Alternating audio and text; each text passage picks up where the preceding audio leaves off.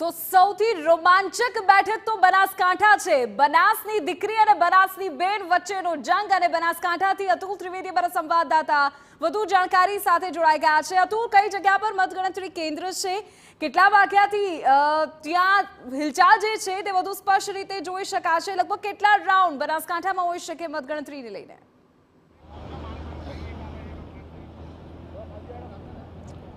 जी बनासकांठा लोकसभा बैठक माटे पालनपुरનું જે જગાણા એન્જિનિયરિંગ કોલેજ છે અને ત્યાં આજે મતગણતરી યોજાનાર છે। જે પ્રકારે આ જગાણા એન્જિનિયરિંગ કોલેજ છે અને ત્યાં છે સવારે 8 વાગ્યાથી જ જે મતગણતરીની શરૂઆત થશે। બેલેટ અને જે પોસ્ટલ બેલેટ છે અને ઈવીએમ દ્વારા 8 વાગ્યાથી આ મતગણતરી થશે।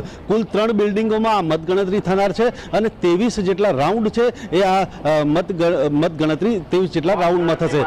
ત્યારે સૌથી મહત્વની બાબત એ છે કે ભાજપમાંથી જે છે રેખાબેન ચૌધરી અને કોંગ્રેસમાંથી છે એ જ્ઞાનીબેન ઠાકોર જે છે તેમના આજે ભાવિનો ફેસલો થનાર છે।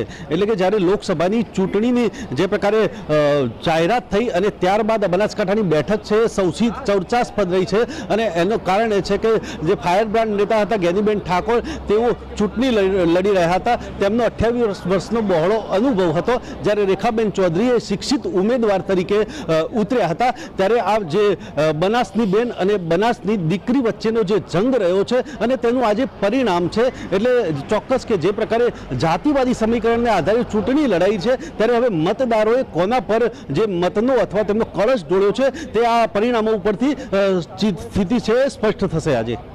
બિલકુલ અતુલ, આગળ પણ આપણી પાસેથી સતત માહિતી મેળવીશું। તો બનાસકાંઠામાં જે પ્રકારે જાતિગત સમીકરણોને ફિટ કરવામાં આવ્યા, જ્ઞાનીબેનના નામની જાહેરાત થઈ, એક મજબૂત ઉમેદવાર કોંગ્રેસ પાર્ટી તરફથી, અને જે પણ રાજકીય નિષ્ણાતો સાથે ચર્ચા થઈ રહી છે તેઓ પણ કહી રહ્યા છે કે બનાસકાંઠાના પરિણામ પર નજર રહેવાની છે।